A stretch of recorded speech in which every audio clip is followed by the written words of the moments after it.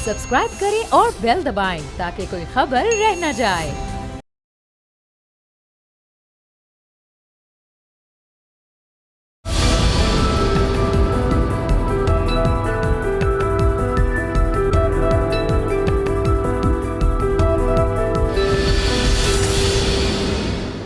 इस प्रोग्राम में एक्सक्लूसिवली गजनी के कुछ मुकामात भी दिखाएंगे और जो अफगानिस्तान के इस खित्ते के बारे में शायद आपने पहले कभी ना देखी और सुनी। ये आपको खंडर, वीराना, तबाही और बर्बादी के मनाजिर नजर आ रहे हैं।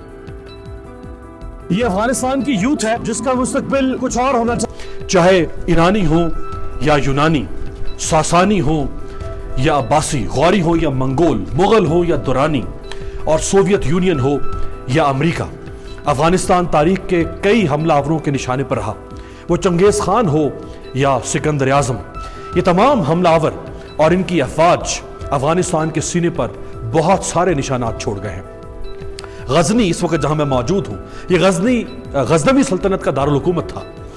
ये सल्तनत 994 से 1160 तक कायम थी। इस सल्तनत में शुमाली हिंदुस्तान के कई इलाके, ईरान और सेंट्रल एशिया के भी कुछ इलाके शामिल थे। गजनवी बादशाहत अफगानिस्तान की पहली मुस्लिम बादशाह थी। हिंदुस्तान में कई जंगी मुहिम्मात इसी गजनी शहर से बैठकर तैयार की गई और फिर इस्लाम भी मशरकी हिंदुस्तान तक फैला तो इसी गजनवी के सुल्तान महमूद गजनवी की वजह से। इस शानदार तारीखी शहर को अरब हमलावरों के हमलों से बहुत नुकसान पहुंचा। 1151 में गौरी बादशाह सुल्तान अलाउद्दीन ने इस शहर पर चढ़ाई की और 1221 में चंगेज खान ने इस शहर पर चढ़ाई की। मंगोलों की हुकूमत उस वक्त खत्म हुई जब तैमूर लंग यहां 14वीं सदी में आया और फिर उसके जानशीनों ने सन 1504 तक यहां हुकूमत की, जब मुगलों ने गजनी और काबुल पर अपना कब्जा कर लिया।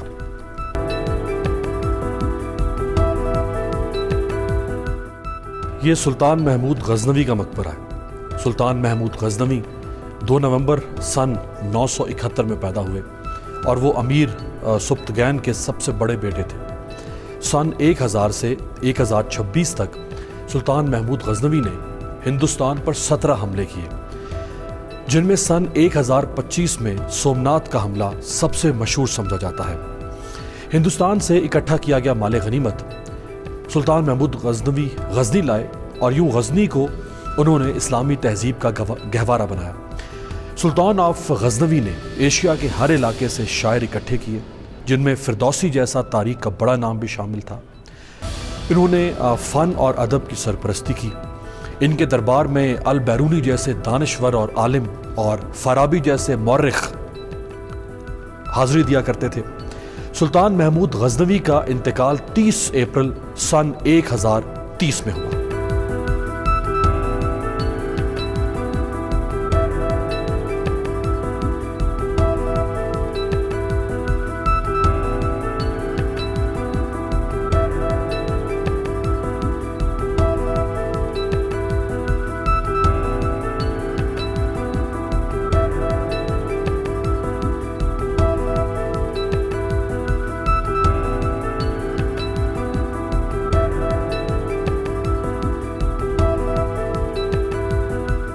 ये आपको खंडर, वीराना, तबाही और बर्बादी के मनाजिर नजर आ रहे हैं। जब बम गिरता है तो जमीन धंस जाती है, जब ऊपर से एरियल फायरिंग होती है तो जमीन धंस जाती है।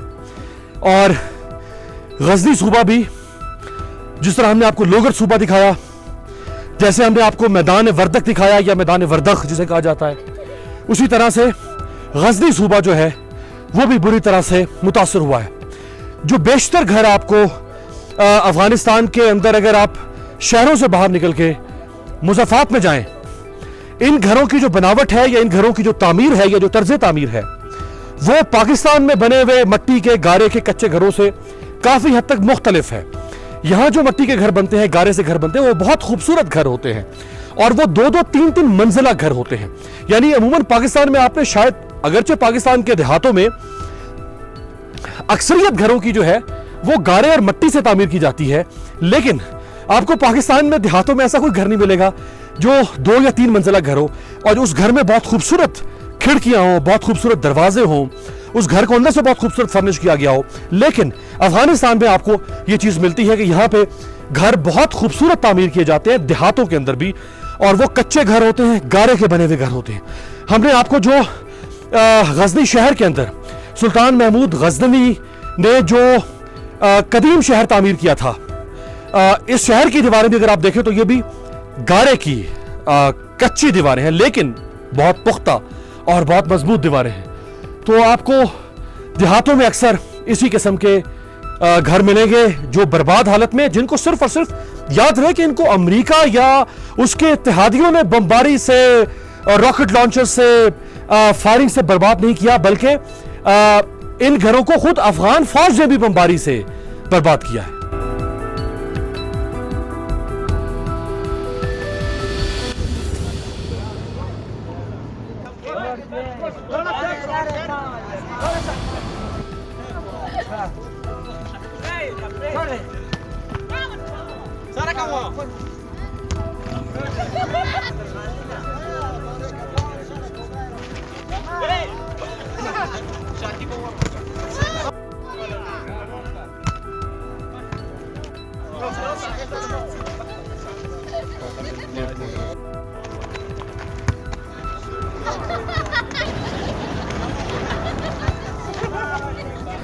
ये अफगानिस्तान की यूथ है जिसका मुस्तकबिल कुछ और होना चाहिए था, लेकिन उसका मुस्तकबिल कई दिहाइयों तक अंधेरे में, जंग में, बारूद में, गोलियों की बौछार में धकेल दिया गया। बहुत अच्छा लगा जब कुछ नौजवान यहाँ पर वॉलीबॉल खेल रहे हैं। मेरे साथ भी मौजूद है यहाँ पे कुछ नौजवान। इस वक्त हम गजनी शहर के मुज़फ़्फ़रात में मौजूद हैं। उमैर यासिर हमारे ब्यूरो चीफ भी हैं, इनसे ज़रा बात करते हैं। ये बताएं कि कैसा लग रहा है आप लोगों को? एक वो ज़माना था जब यहाँ पे अमरीकी तैयारे उड़ते थे, बम्बार्डमेंट करते थे, अफगान हुकूमत अपने शहरियों के साथ लड़ रही थी, खौफ का माहौल था। आज नौजवान यहाँ पे वॉलीबॉल खेल रहे हैं, ये कितनी बड़ी तब्दीली है? بیخی زیاد خوشحال شوی و دلته مو بیخی زیاد تکلیفونه کش کړی دي. فرض که مو اوس دلته په دغه ټیم کې ولاړ یو، په خام مو په دغه ځای کې دلته نشوای درېدلی، او دغه زموږ د والیبال میدان هم دغه صفات و هیڅوک داسې جرأت نشوای کولی چې دغلته د دوکانو خواته زموږ هم دغه ځای دی، د یو بنډار د یوې لوبې دپاره زموږ هم دغه ځای دی. موږ نشوای کولی چې پس د وخته په دغه ټیم کې موږ نشوای کولی چې د سړک غاړې ته دی راشو، ځکه زموږ کورونه د سړک د غاړې زموږ اکثره کارونه او د بنډار او یو منجلس په همدغو دوکانو کې دی. نو تېر نظام چې و، یعنی دومره فشار لاندې و د هر ځوان، هر کشر، هر مشر، هر کور، چې هیچ دا توان نه لرله چې مثال که د ظلم په مقابل کې یو غږ اوچت کړي، ځکه غږ چا نشوی اورېدلی. او په دغه نوي بدلون کې تر اوسه پورې چې د نوی بدلون راغلی دی، موږ ډېر خوشحاله یو، موږ ډېر خوښ یو. تر اوسه پورې موږ داسې کومه پېښه نه ده لیدلې، ښه خوشحاله یو. سهار راشو دلته والیبال کوو، ان د ماخوستن تر 10 بجو پورې موږ کولی چې دلته په دوکانو کې آزادانه کینو، بنډار وکړو، خو مخکې دا څه نه و. ये कह रहे हैं कि पिछले गुज़श्ता 20 सालों में हमने बहुत ज़्यादा तकालीफ उठाई, हमने इस इलाके के लोगों ने बहुत ज़्यादा यहाँ पे परेशानी का हमें सामना करना पड़ा, और अब जो यहाँ तक की सूरत हाल यहाँ तक पहुँच गई थी कि इस मेन शाहराह पे जब हम खड़े हैं इस वक्त, तो यहाँ पे इस तरह इस तादाद में खड़ा होना मुमकिन नहीं था। तो हम जो नौजवान यहाँ पे अभी वॉलीबॉल खेल रहे हैं, तो ये चीज़ भी यहाँ पे बिल्कुल मुमकिन नहीं थी। इस इलाके के लोगों ने बहुत ज़्यादा तकलीफ़ात उठाई हैं, चूँकि हमारे घर भी इन सड़क के किनारों पर ही वाक़े हैं। यहीं पे हमारा बाहर निकलना होता था, यहीं पे इन जो आसपास दुकानें हैं वहीं पे बैठ के हमने एक दूसरे के साथ मजलिस करनी होती थी, मिलना जुलना, गपशप लगाना होता था। लेकिन गुज़श्ता हुकूमत में रात तो छोड़ें, दिन को भी ऐसा मुमकिन नहीं था, क्योंकि यहाँ पे काफ़ी ज़्यादा मूवमेंट्स वगैरह हुआ करती थी। अब इस वक्त सूरत जी, इस वक्त हम काबुल तक कंधार शाहराह के ऊपर खड़े। जी बिल्कुल, और काबुल तक कंधार शाहराह है और दरमियान में गजनी का ये नवाही इलाका है। और इसके साथ साथ ये इन्होंने ये भी बताया है कि अब सूरत हाल यहाँ तक है कि ये जो छोटा सा खेल का मैदान है, यहाँ पे यहाँ के नौजवान जो हैं वो भरपूर तरीके से लुत्फ़अंदोज़ होते हैं इस गेम से। बल्कि अब तो हमारा रात देर तक यहाँ से इन दुकानों पर बैठना और वो जो आपस की मेल जोल है वो भी अब शुरू हो गया है। तो हम इंतहाई ज़्यादा इस नई हुकूमत से बहुत ज़्यादा मुतमईन हैं।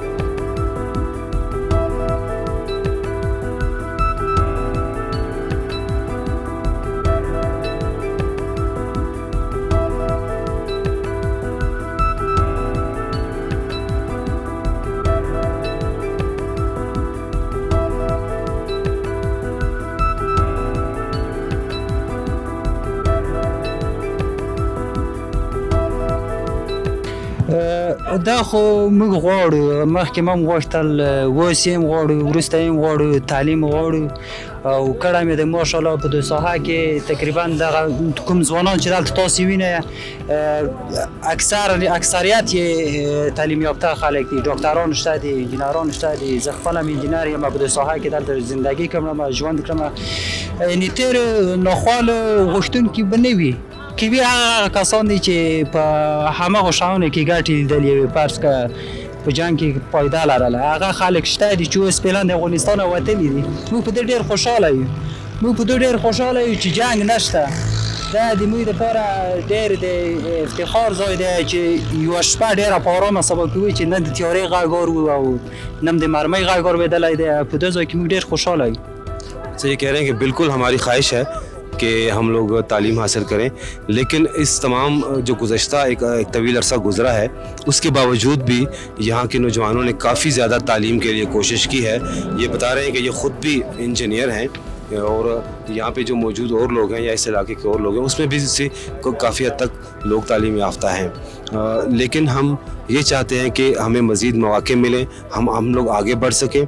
लेकिन हमें जो इस वक्त जो सूरत हाल अमन की आई है उस पे तो हम बहुत ज़्यादा ही मुतमईन हुए हैं। हम ये उम्मीद रखते हैं कि ये अमन बरकरार रहेगा, क्योंकि पहले अब हम बड़े आराम से सोते हैं, ना तो हमें जहाज़ों की आवाज़ें आती हैं, ना तो हमें गोलियों की तड़तड़ाहट हमें सुनना पड़ती है, और ना ही हमें किसी का डर खौफ होता है कि अचानक किसी तरफ से टैंक आ जाएंगे या बख्तरबंद आ जाएंगे या कोई फ़ौजी या पुलिस अंदर घुस आएंगे जैसे इससे पहले होता रहा है। अब हम सुकून की नींद सोते हैं और ये उम्मीद भी रखते हैं कि ये हालात मज़ीद बेहतर होंगे तो हमारे लिए तालीम के रास्ते, रोज़गार के रास्ते और आगे बढ़ने के मौके हमें मिलेंगे।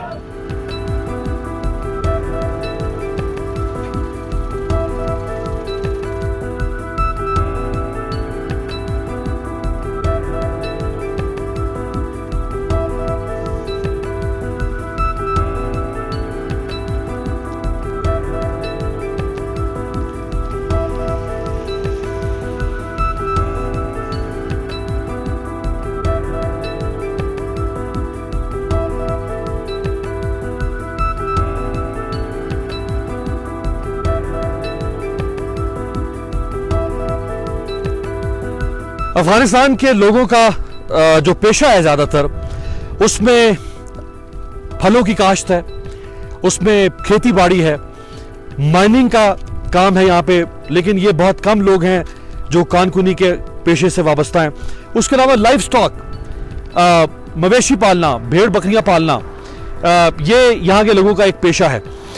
ये जो पहाड़ों की वुसअत आप देख रहे हैं, जैसे ही आप अफगानिस्तान में दाखिल होंगे, अगर आप पाकिस्तान की जानिब से आ रहे हैं तुरखम की तरफ से या चमन की तरफ से, तो आपको जो वुसअत नजर आएगी अफगानिस्तान की, पूरी टेरेन जो है वो पहाड़ों से भरी हुई है।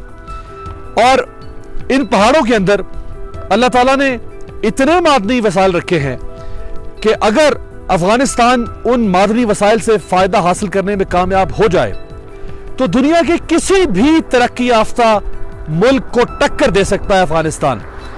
ये जो संगलाख और खुश्क पहाड़ है, इन पहाड़ों में कहा जाता है कि दुनिया की हर वो धात मौजूद है जो धात असलिया बनाने से लेकर, टैंक बनाने से लेकर और जहाज बनाने तक में इस्तेमाल होती है।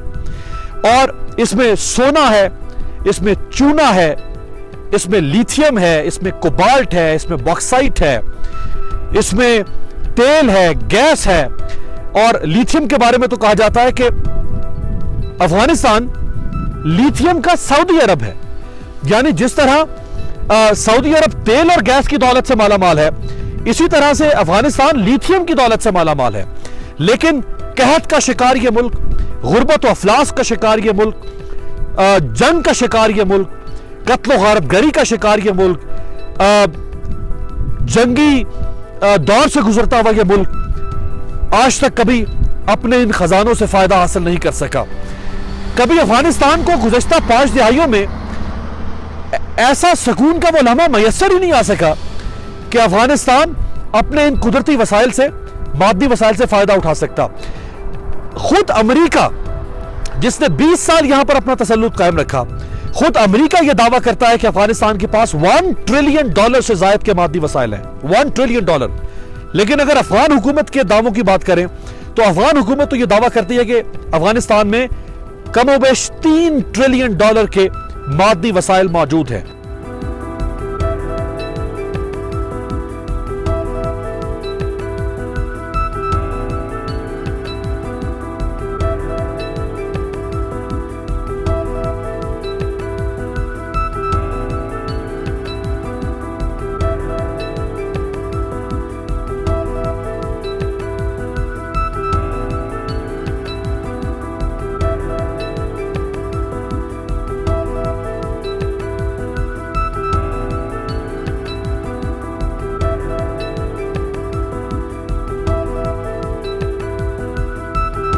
इस वक्त जिस मिलिट्री बेस पर हम खड़े हैं, ऊंचे ऊंचे पहाड़ों में घिरी हुई ये जगह, ये एक ऐसी मिलिट्री बेस है जिस पर हमसे पहले ना अफगानिस्तान का, ना पाकिस्तान का और ना दुनिया के किसी और मुल्क का कोई सहाफी, कोई मीडिया चैनल, कोई कैमरा इस बेस तक पहुंच चुका है।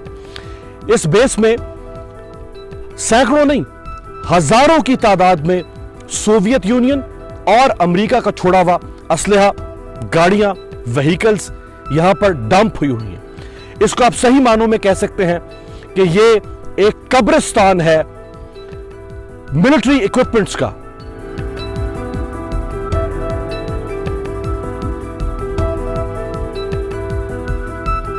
पहले सोवियत यूनियन यहां पे असला छोड़कर गया, फिर अमेरिका यहां पे पिकअप ट्रक्स छोड़कर गया है। अमेरिकन मेड यूनिफॉर्म जो तालिबान भी पहन के फिर रहे हैं, अमेरिकन M4 और M16 राइफल्स हैं यहाँ पे, नाइट विजन गॉगल्स छोड़कर गया अफगानिस्तान में, बैलिस्टिक हेलमेट्स छोड़कर गया है, हेलीकॉप्टर्स छोड़कर गया है यहाँ पे, हमवीज और ट्रक्स जिनकी तादाद तकरीबन 2000 बताई जा रही है जो अमेरिका छोड़कर यहाँ पे गया है। इसके अलावा कुछ आर्मर्ड फाइटिंग व्हीकल्स हैं। इसके अलावा MRAP जिसे कहा जाता है, mine resistant ambush protection vehicles, MRAPs, वो छोड़ के गया है। मोटर और आर्टिलरी वेपन्स हैं यहाँ पे, अटैक एयरक्राफ्ट्स हैं यहाँ पे, दर्जनों टैंक्स छोड़कर गया है यहाँ पे, 7 बोइंग मैन्युफैक्चर्ड ड्रोन्स अमेरिका यहां छोड़कर गया है, millions and millions of bullets, लाखों की तादाद में गोलियां यहां अमेरिका छोड़ गया है।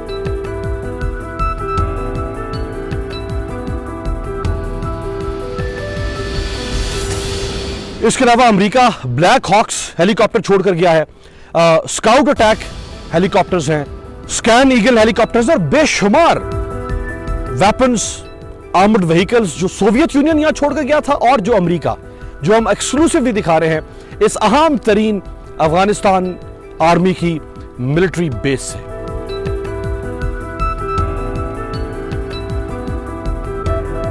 ये तकरीबन 7000 स्क्वायर किलोमीटर पर फैला हुआ अस्पताल है। ये एक अस्पताल नहीं है या कोई एक तामीराती डेवलपमेंट प्रोजेक्ट नहीं है पाकिस्तान की तरफ से जो तोहफा दिया गया अफगानिस्तान को, बल्कि इस तरह के दर्जनों प्रोजेक्ट्स हैं जो गुज़श्ता 4-5 दहाइयों में पाकिस्तान ने अफगानिस्तान को बतौर तोहफा कर दिए हैं। ये इमारत है अफगानिस्तान के दूसरे सबसे बड़े अस्पताल की और इस अस्पताल का नाम है मोहम्मद अली जिन्ना काबुल हॉस्पिटल। यह अस्पताल हुकूमत पाकिस्तान के ताबूत से बनाया गया।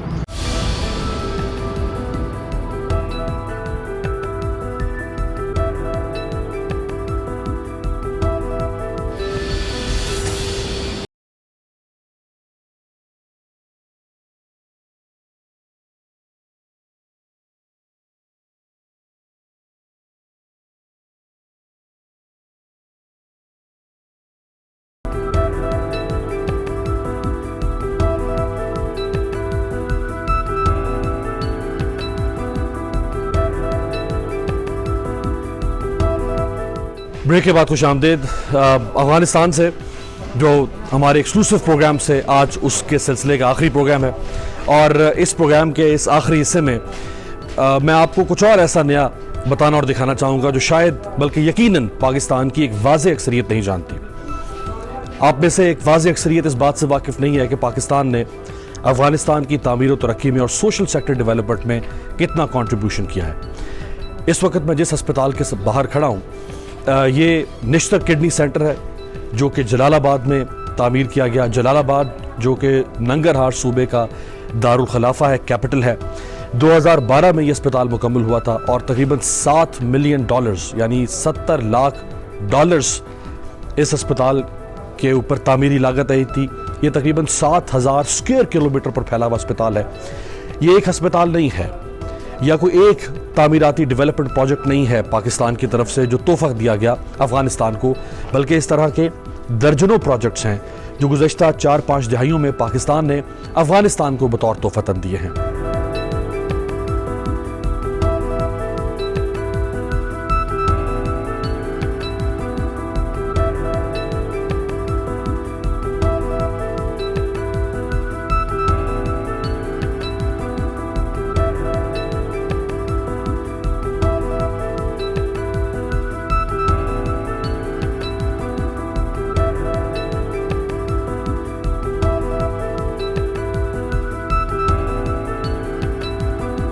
आप इस हॉस्पिटल का विजिट भी साथ साथ करते रहें और मैं आपको बताता रहूं कि पाकिस्तान ने कौन कौन से तरक्याती काम जो हैं वो अफगानिस्तान में करवाए हैं। इंफ्रास्ट्रक्चर बिल्डिंग में, हेल्थ केयर में और एजुकेशन सेक्टर में। रहमान बाबा स्कूल काबुल में और रहमान बाबा हॉस्टल ये भी पाकिस्तान ने तामीर करवाया और ये 2008 में शायद मुकम्मल हुआ था। इसके ऊपर जो लागत आई थी वो तकरीबन 120 मिलियन रुपए की लागत आई थी। इसी तरह से काबुल में अल्लामा इकबाल फैकल्टी ऑफ ह्यूमैनिटीज़, ये काबुल यूनिवर्सिटी में बनाया गया था, ये भी पाकिस्तान फंडेड है और 2009 में मुकम्मल हुआ था तकरीबन 672 मिलियन रुपए से। इसी तरह से नंगरहार सूबा जिसमें इस वक्त हम मौजूद हैं, इसमें sir Syed post graduate faculty of sciences block जो 2010 में मुकम्मल हुआ था 389.65 मिलियन रुपए से नंगरहार यूनिवर्सिटी में।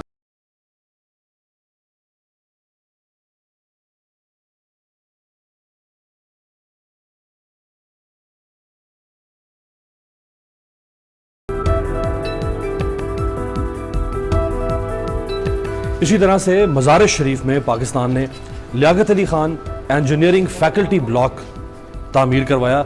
2014 में जो मुकम्मल हुआ, 1 अरब रुपए से ज़्यादा लागत उस पर आई और ये बल्ख यूनिवर्सिटी जो है उसमें तामीर करवाया गया था।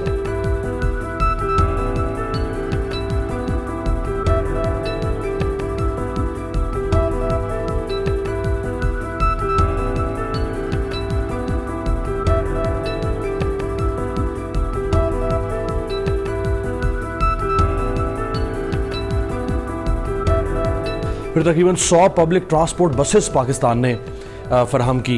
इसके अलावा 200 के करीब ट्रक्स जो हैं वो भी गवर्नमेंट ऑफ अफगानिस्तान को पाकिस्तान की तरफ से दिए गए और इसी साल 61 मिलियन फंड्स अप्रूव किए हैं गवर्नमेंट ऑफ पाकिस्तान ने फिजिबिलिटी स्टडी के लिए, ताकि रेलवे लिंक कंस्ट्रक्ट किया जा सके पेशावर से लेकर और इस शहर जलालाबाद तक।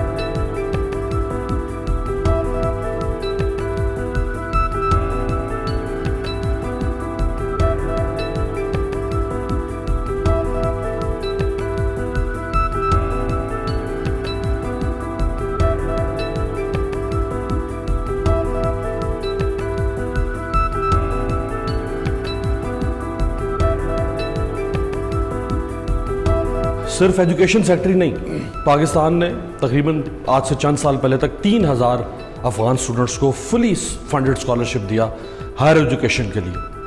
तकरीबन 35,000 से जायद अफगान स्टूडेंट्स ऑलरेडी आज से 4-5 साल पहले तक पाकिस्तान से ग्रेजुएशन और मास्टर्स की डिग्री हासिल कर चुके हैं पिछले तकरीबन 30 सालों में।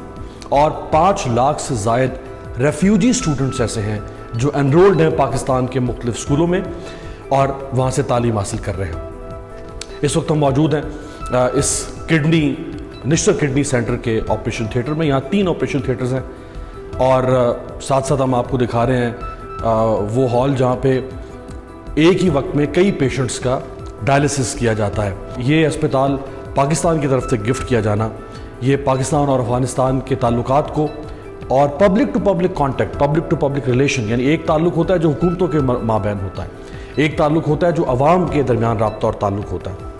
ये उस ताल्लुक को मजबूत करेगा। अभी प्रोग्राम में आगे चल के आपको अफगानिस्तान का वो अस्पताल भी दिखाएंगे जो अफगानिस्तान का दूसरा बड़ा अस्पताल है और आपको जान के ताज्जुब होगा कि वो अस्पताल भी पाकिस्तान का तोहफा है अफगानिस्तान।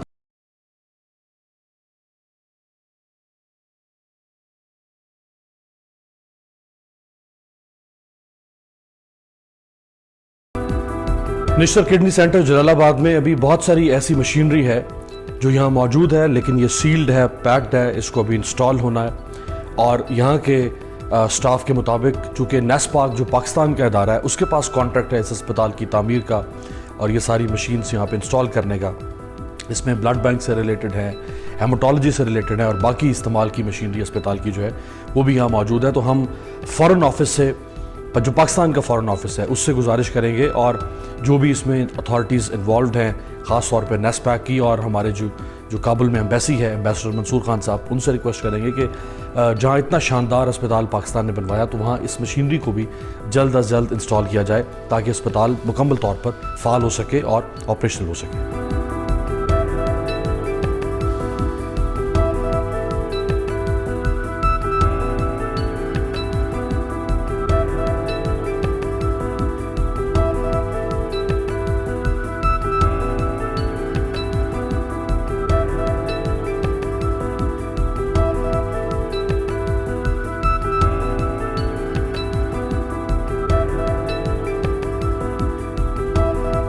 पाकिस्तान ने अफगानिस्तान में सिर्फ एजुकेशन सेक्टर पर या हेल्थ सेक्टर पर ही काम नहीं किया, बल्कि इसके अलावा भी और बहुत सारा इंफ्रास्ट्रक्चर पाकिस्तान ने डेवलप किया है।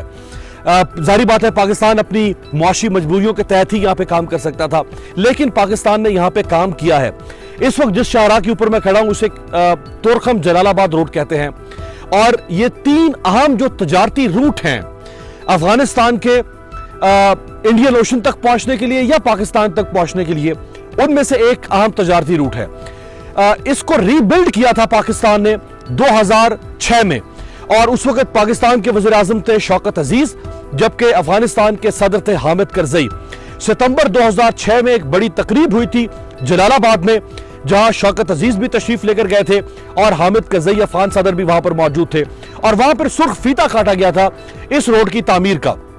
इस पर तकरीबन उस जमाने में आज से 15 साल पहले 2 अरब रुपए की लागत आई थी। यह डुअल कैरेज वे रोड है, यानी 2 रोया सड़क है और यह सड़क तो अपनी जगह पे मौजूद है, लेकिन एक और मंसूबा काफी अरसे से फाइलों में मौजूद है और वो मंसूबा यह है कि पेशावर से लेकर काबुल तक एक मोटरवे तामीर की जाए जो कि 4 रोया मोटरवे होगी और तकरीबन 265 किलोमीटर इस मोटरवे की लंबाई होगी।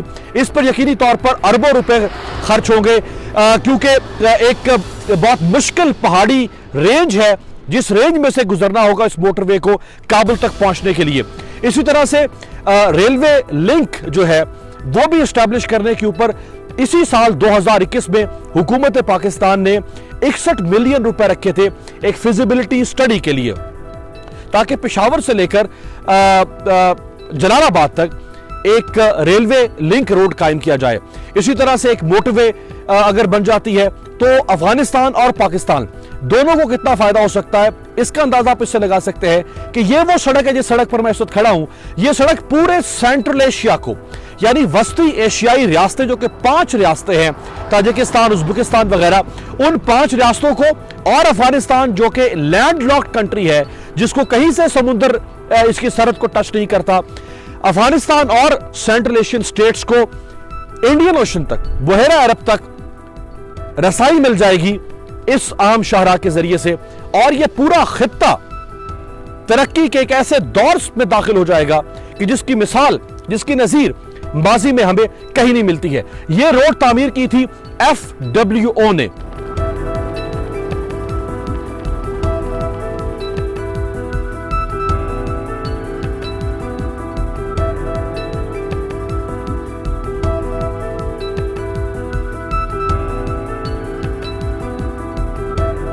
प्रोग्राम तब्दीली के हम खुसूसी प्रोग्राम आपके पास लेकर आए अफगानिस्तान के तकरीबन 7 मुख्तलिफ दूर दराज सूबों से। हमने आपको अपने इन प्रोग्राम्स के अंदर जो गुज़श्ता 2 हफ्तों में आपने देखे, आपको अफगानिस्तान के ऐसे ऐसे इलाके दिखाए जहां ना तो कभी इंटरनेशनल मीडिया और ना ही पाकिस्तानी मीडिया जाकर उन इलाकों को, वहाँ के लोगों को, वहाँ के मसाइल को, वहाँ की तबाही और बर्बादी को कवर कर सका। हमारा आज अफगानिस्तान से ये आखिरी प्रोग्राम है और मैं अपने इस प्रोग्राम को ख़त्म करना चाहूँगा इस इमारत के सामने खड़े होकर। ये इमारत है अफगानिस्तान के दूसरे सबसे बड़े अस्पताल की और इस अस्पताल का नाम है मोहम्मद अली जिन्ना काबुल हॉस्पिटल। यह अस्पताल हुकूमत पाकिस्तान के ताउन से बनाया गया, अपने अफगान बहन भाइयों की सेहत के ख्याल को मद्देनजर रखते हुए। ये अफगानिस्तान का दूसरा बड़ा अस्पताल है, ये 200 बेड का अस्पताल है और इसका मंसूबा है कि ये एक्सटेंड होकर 400 बेड तक भी जा सकता है। इसके ऊपर जो लागत आई वो तकरीबन $24 मिलियन, 24 मिलियन डॉलर्स इस अस्पताल के ऊपर लागत आई। आज से कोई 8-9 माह पहले हुकूमत पाकिस्तान की जानिब से इसी अस्पताल में एक state of the art oxygen plant का इफ्तिताह किया गया। वो भी हुकूमत पाकिस्तान ने तोहफतन दिया क्योंकि कोविड की वजह से दुनिया भर में ऑक्सीजन की तलब बढ़ गई थी। ये जो ऑक्सीजन प्लांट हुकूमत पाकिस्तान की जानिब से दिया गया था, इस प्लांट में ये प्लांट तकरीबन 200 बेड्स को केटर कर सकता है और उसके अलावा 1200 बैलून्स 24 घंटे के लिए मुहैया कर सकता है। ये सिर्फ एक अस्पताल नहीं है जो हुकूमत पाकिस्तान ने अपने अफगान बहन भाइयों के लिए बतौर तोहफतन पेश किया। एक और अस्पताल और वो है सूबा लोगर के अंदर अमानुल्लाह खान हॉस्पिटल। वो तकरीबन 100 बेड्स पर मुश्तमिल अस्पताल है। मैं उस अस्पताल को खुद देख चुका हूँ और वो भी इंतहाई खूबसूरत और इंतहाई state of the art hospital है। आप पाकिस्तान के किसी भी सरकारी अस्पताल में चले जाएं, खूबसूरत से खूबसूरत आपको लोगर में बना हुआ ये पाकिस्तानी फंडेड हॉस्पिटल उनसे कम दिखाई नहीं देगा। ये जो अस्पताल पाकिस्तान ने गिफ्ट किया था, इसके ऊपर तकरीबन 18 से 19 मिलियन डॉलर्स की लागत आई थी जो हुकूमत पाकिस्तान ने खर्च किए थे। और ये अस्पताल एक ऐसे इलाके में बनाया गया था जहां अफगान डॉक्टर्स जाने से डरते थे, जहां अफगान नर्सेज और पैरामेडिकल स्टाफ जाने से डरता था। क्यों? क्योंकि वो इतना वॉलेटाइल सूबा था और वहाँ इतनी बदअमनी थी कि डॉक्टर्स नहीं जाते थे। लेकिन हुकूमत पाकिस्तान ने अपने अफगान बहन भाइयों के लिए वो अस्पताल एक ऐसे सूबे में जाके गिफ्ट किया।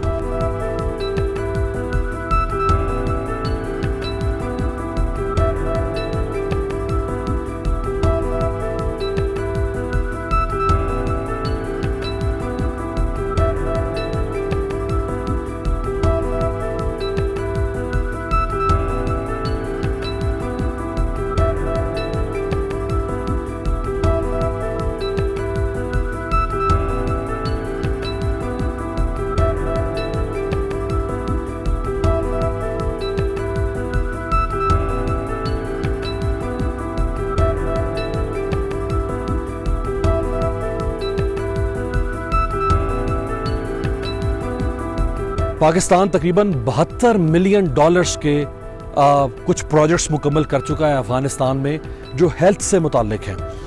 पाकिस्तान ने आज से चंद साल पहले अफगानिस्तान की डेवलपमेंट असिस्टेंस के लिए तरक्याती इमदाद के तौर पर $1 अरब देने का वादा किया था और ये सारे प्रोजेक्ट्स उसी की ही कड़ी हैं। पाकिस्तान ने तकरीबन 45 एम्बुलेंसेस गिफ्ट की अपने दोस्त पड़ोसी मुल्क अफगानिस्तान को और 14 fully equipped medical mobile units Pakistan ने गिफ्ट किए।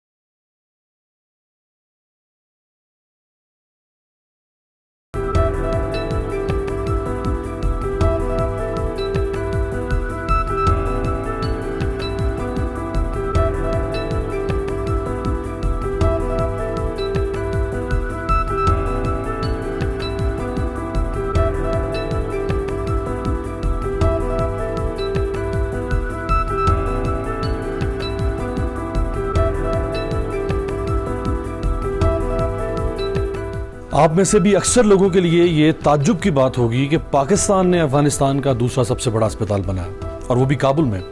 हालांकि अफगानिस्तान के हवाले से पाकिस्तान को कितना मुर्द इल्ज़ाम ठहराया जाता है कि पाकिस्तान है जो अफगानिस्तान के मसाइल की बहुत बड़ी वजह है और ये भारतीय प्रोपेगेंडा जो पाकिस्तान के ख़िलाफ़ किया गया और जो मगरबी प्रोपेगेंडा पाकिस्तान के ख़िलाफ़ किया गया, तो ये है सारी बर्बादी जो पाकिस्तान ने फैलाई अफगानिस्तान के अंदर। अफगानिस्तान को दूसरा बड़ा हॉस्पिटल दिया।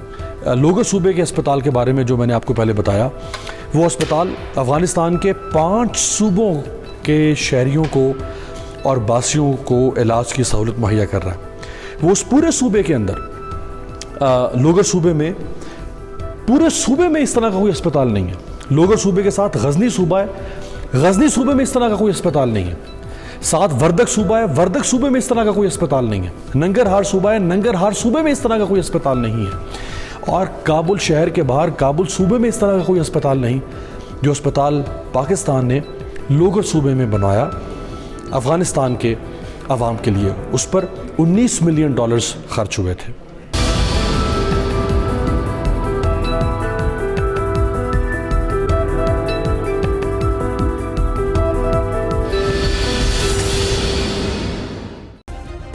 सब्सक्राइब करें और बेल दबाएं ताकि कोई खबर रह न जाए।